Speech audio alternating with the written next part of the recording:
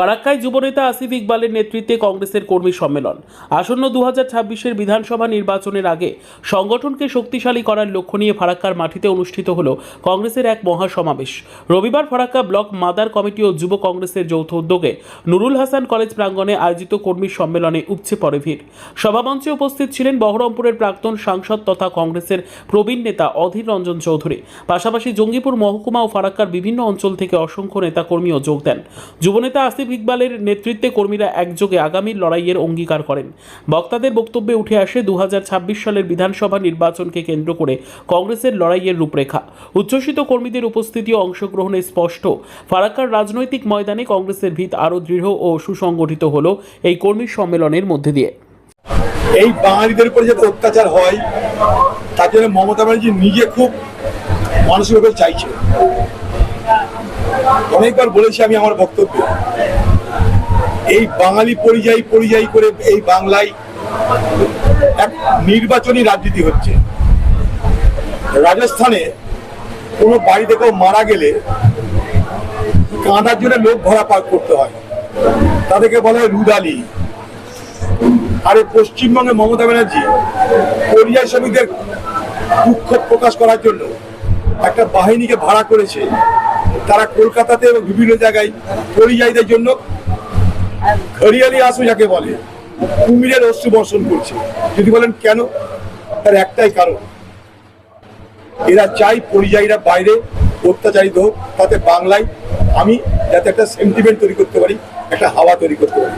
না হলে আমি নিজে, আমার সঙ্গে ভিক্টর গেছিল নর্থ দিনাজপুরের প্রাক্তন এমএলএ, পানিপথে গিয়ে যেখানে হাজার নয় লক্ষের উপরে পরিযায়ী শ্রমিক আছে বাংলার, তাদের উপর অত্যাচার বন্ধ করে এসেছি 3টে মিটিং করে, 3টে সভা করে।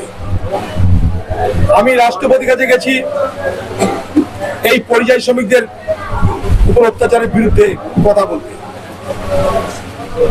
আপনারা কখনো দেখেছেন যে পশ্চিমবঙ্গ সরকারের পক্ষ থেকে পশ্চিমবঙ্গের কোন তৃণমূলের এমপি, পশ্চিমবঙ্গের তৃণমূলের এমএলএ, পশ্চিমবঙ্গের মুখ্যমন্ত্রী, পশ্চিমবঙ্গের ডিজি, পশ্চিমবঙ্গের মুখ্য সচিব কখনো বাইরের রাজ্যে যেখানে পরিযায়ীদের জন্য সমস্যা হচ্ছে তাদের সঙ্গে কথা বলেছে বা এই বিষয়টা থামানোর চেষ্টা করেছে? না। আমি দাবি করেছিলাম পানিপথ থেকে, কোভিডের সময়তেও বলেছিলাম পরিচয়পত্র চালু করা হোক। আপনার যদি পরিচয়পত্র থাকে সরকারের পক্ষ থেকে দেওয়া, তাহলে ভারতবর্ষে কেউ কোথাও কিছু করতে পারে না। কিন্তু পরিচয়পত্র দিয়ে দেখ, সেই পরিচয়পত্রে বলা থাকবে তার বাড়ি, ঘর, মোবাইল নাম্বার, লোকাল থানা সব থাকবে সেই পরিচয়পত্রে কিউআর কোডে। আপনার সেই পরিচয়পত্র দিক, বাংলাদেশি পরিচয়পত্র দিয়ে দাও, কিউআর কোডে লেখা থাকবে আপনার বাড়ি কোথায়, থানা কোনটা, মোবাইল, ব্যাস তারা জবাব দিবে। পরিকল্পিত হবে, সমস্যার সমাধান হবে না। আবার বলছি, ভবিষ্যৎবাণী করে রাখলাম, 2021-এ এনআরসির নাম করে ভোট পর্যন্ত মমতা ব্যানার্জি কেঁদেছিল, আর ভোটের পরদিন থেকে আর এনআরসির কথা বলেনি। এবারেও এই পরিযায়ী শ্রমিক জন্য কান্না ভোটের দিন পর্যন্ত চলবে, মিলিয়ে নেবেন। ভোট শেষ হয়ে গেলে পরিযায়ীদের গল্প শেষ। তাহলে 26-এ কি জোট করছেন তৃণমূলের সঙ্গে না বামফ্রন্টের সঙ্গে? রামপুরহাটে নৃশংসভাবে হত্যা করা হয়েছে, খুন করে, সপ্তম শ্রেণীর ছাত্রী, মনে হচ্ছে কি বিচার পাবে?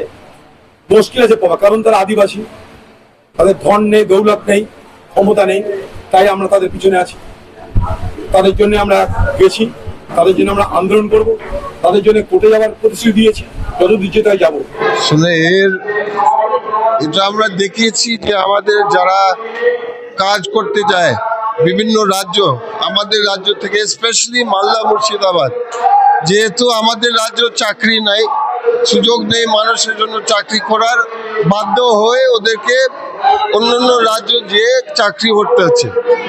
বিজেপি স্টেটে আমরা দেখতে পাচ্ছি যে ওখানে প্রচুর অত্যাচার হচ্ছে, হ্যারাসমেন্ট হচ্ছে। এমনকি যদি একটা ডকুমেন্ট, আমি তো সব সময় আমার বার্থ সার্টিফিকেট নিয়ে ঘুরি না, আপনিও ঘুরেন না, সব ডকুমেন্ট যদি না করে অ্যারেস্ট করে দেয়। এটা বিজেপি ইচ্ছা করে করছে, কারণ আমাদের দেশে ওরা চায় যে ভোটের জন্য, ভোট নিবার জন্য ওরা চায় বিভেদ সৃষ্টি হোক, মানুষের মধ্যে বিভেদ সৃষ্টি, খোলাখুলি কারণ এটা।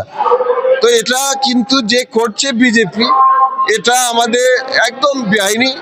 এবং এটা হচ্ছে আমাদের সংবিধানের আগেনস্টে, যেহেতু আমাদের কনস্টিটিউশনে আছে, লেখা আছে ফান্ডামেন্টাল রাইট যে একটা ব্যক্তি, একটা ভারতবর্ষী নাগরিক যে কোনো রাজ্য ঘুরতে পারে, যে কোনো রাজ্য কাজ করতে পারে। তো যে বিজেপি করছে এটা আমাদের সংবিধানের বিরোধী। কিন্তু যে ছেলেটা আলম শেখ যে গেছে